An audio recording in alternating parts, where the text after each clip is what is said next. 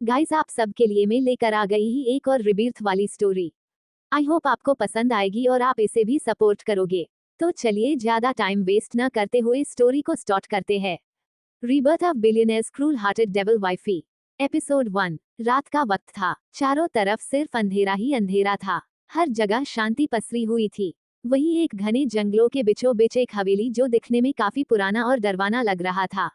उस हवेली के चारों तरफ सिर्फ मक्के के जाले ही जाले दिख रहे थे। देखकर ऐसा लग रहा था जैसे वे हवेली काफी समय से बंद हो। वहां पे बस चारों तरफ सिर्फ सन्नाटा ही सन्नाटा पसरा हुआ था। उस शांति भरे माहौल में वो पुराना हवेली किसी भूत बंगलों की तरह लग रहा था। इस वक्त हल्की हल्की बारिश हो रही थी। हवाएं भी काफी तेज था, जो वहां का माहौल को रोमांटिक नहीं काफी डरावना बना रहा था। हाँ, वही उस पुराने हवेली के अंदर एक कमरा जो कि पूरा अंधेरे से डूबा हुआ था। वहां पे दूर दूर तक कोई भी उजाले का नाम नहीं था, मगर उस कमरे से आ रही हल्की हल्की आवाजों से ऐसा लग रहा था जैसे वहां उस अंदर कमरे में कोई हो, मगर अंधेरे की वजह से कुछ भी दिखाई नहीं दे रहा था। कुछ देर बाद अचानक ही उस अंधेरे कमरे में रेड लाइट जलती है, जिससे वहां का व्यू दिखाई देने लगता है। एक लड़की जिसने सफेद फ्रॉक पहनी हुई थी वो अपने चेहरे को छुपाए हुए सिसक सिसक कर हल्की आवाज से रो रही थी।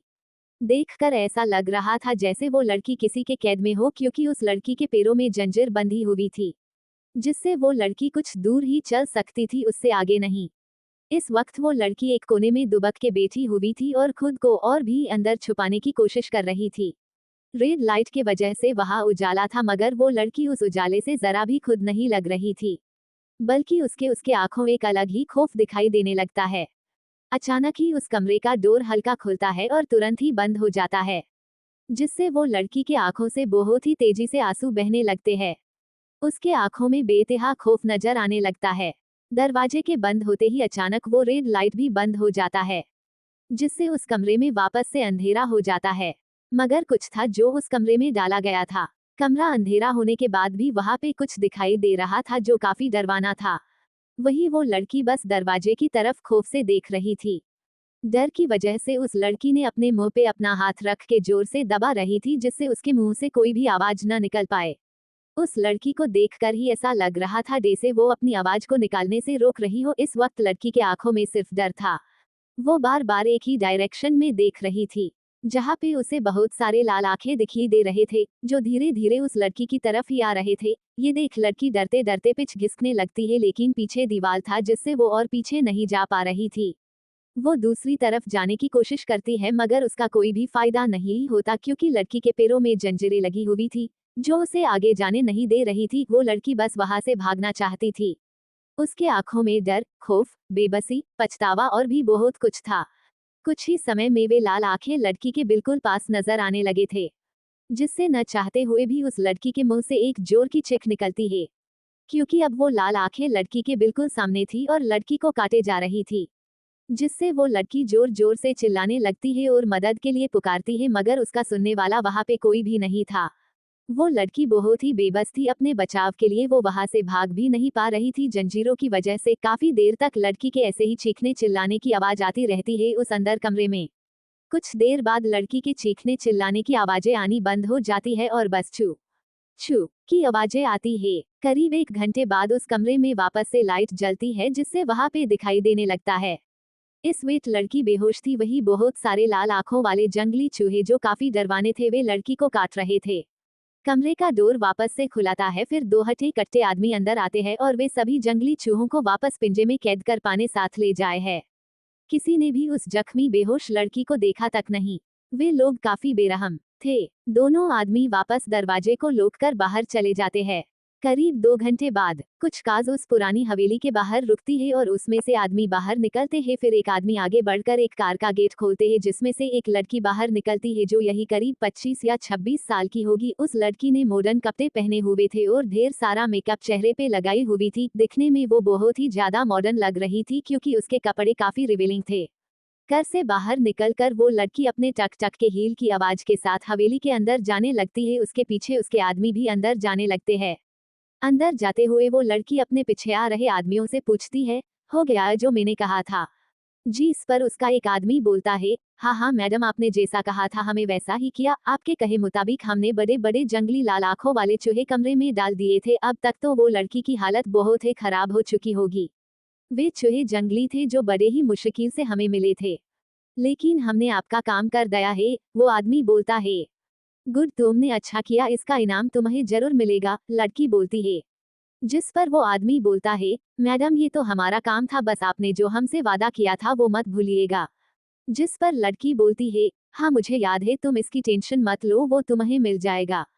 कुछ देर बाद वो लोग एक कमरे के बाहर रुकते हैं जिसे काफी सिक्योरिटी के साथ बंद करके रखा गया था। लड़की इशारा करती है तो उनमें से एक आदमी आगे आके अपने जेब से चाबी का गुच्छा निकालता है और उस दरवाजे खोलता है, फिर एक बटन प्रेस करता है जिससे वहां पे डिम येलो लाइट जल जाती है। वो लड़की अपने आदमियों के साथ आगे बढ़ने लगती है। कुछ देर बाद एक और दरवाजा उनके सामने आता है। ऐसे 3 दरवाजे खोलने के बाद फाइनली वो लोग एक कमरे के अंदर थे जहाँ पे लड़की बेहोश पड़ी हुई थी, उसके पैरों में जंजीरें लगे हुए थे। वो लड़की दिखने में काफी खूबसूरत थी। भले ही वो लड़की ने जूने मेले कपड़े पहने हुई थी, लेकिन फिर भी उसके चेहरे के फीचर्स से पता चल रहा था वो लड़की बहुत ही खूबसूरती है। इस वक्त वो लड़की बेहोश थी, उसके पैर में जख्म थे जो काफी ताजे लग रहे थे, उनमें से खून भी बह रहा था। दूसरी लड़की जो कभी उस कमरे में आई थी उसके में सिर्फ जलन और नफरत था उस बेहोश पड़ी लड़की के लिए। वही उसके साथ आए सभी आदमी के आंखों में हवस था। वे सभी अपनी हवस भरी नजरों से बेहोश लड़की को देखते हैं जिसे वो मॉडर्न कपड़े वाली लड़की खूब अच्छे से समझ रही थी। वो लड़की उन आदमियों को कुछ इशारा करती है जिसे समझकर एक आदमी बाहर जाता है, फिर कुछ ही देर में अपने साथ कुछ सामान लेके आता है और वही सामने टेबल में रख देता है। वो लड़की उन आदमियों को कुछ बोलती है और कमरे से बाहर जाने का इशारा करती है जिसे समझकर वो सभी आदमी बाहर चले जाते हैं।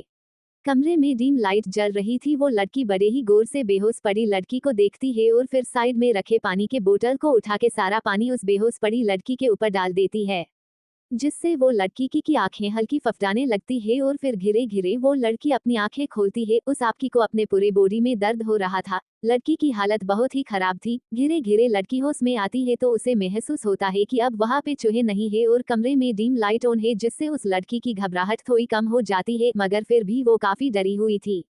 लड़की अपना सर इधर उधर घुमा के देखने लगती है तो उसकी नजर अपने सामने खड़ी लड़की पे जाती है जो उसे ही देख रही थी। अपने सामने सामने खड़ी लड़की को देख के जंजीरों से बंधी लड़की अपने बैठ चुके गले से बोलती है, क्यों कर रही हो तुम ऐसा मेरे साथ मायरा, तुम तो मेरी बहन थी ना, तो फिर ऐसा क्यों? सब कुछ तो तुमने मुझसे छीन लिया है, मेरे सभी पैसे प्रॉपर्टीज तो पहले से ही तुम्हारे नाम हो गए हैं। तो तुम क्यों मुझे यहाँ पे कैद करके रखी हो? मुझे मार क्यों नहीं देती हो? रोज रोज इस तरह टॉर्चर क्यों कर रही हो मुझे? बोल कर वह अपने दर्द भरी आंखों से देखते हुए उस लड़की जिसका नाम मायरा था उसे बोलती है।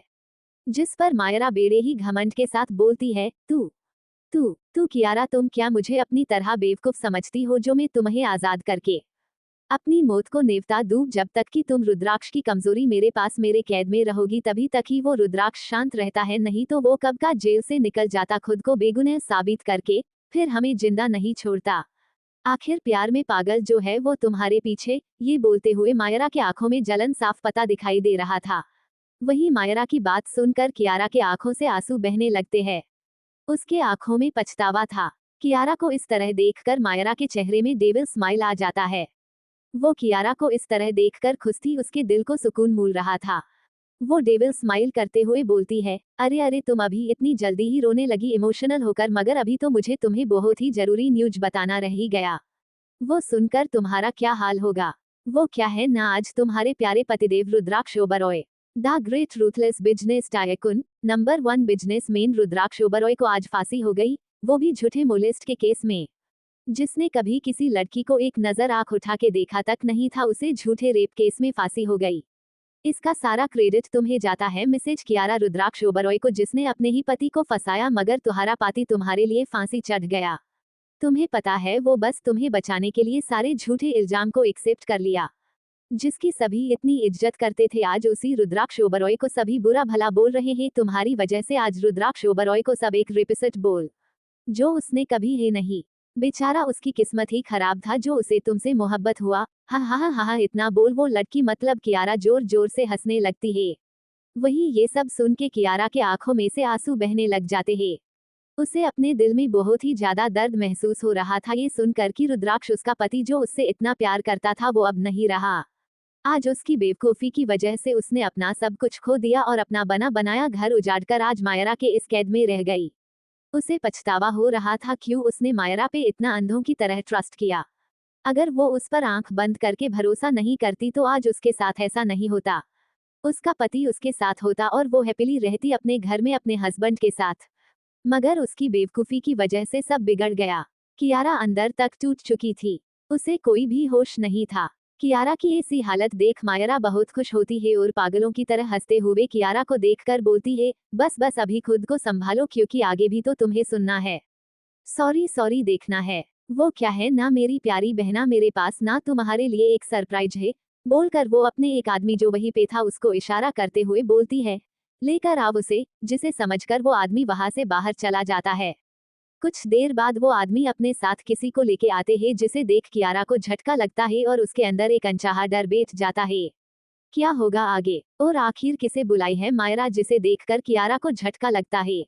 आगे क्या होगा कहानी में सभी सवालों के जवाब जानने के लिए पढ़ते रहिए rebirth of billionaires cruel hearted devil wifey का अगला चैप्टर सिर्फ मेरे YouTube channel fantasy stories world पर। Hello my lovely viewer, story पसंद आए तो लाइक कमेंट शेयर करें एंड मेरे YouTube channel fantasy stories world को सब्सक्राइब भी कर ले। थैंक यू है। शो योर लव और support throwing kisses smile with a hello.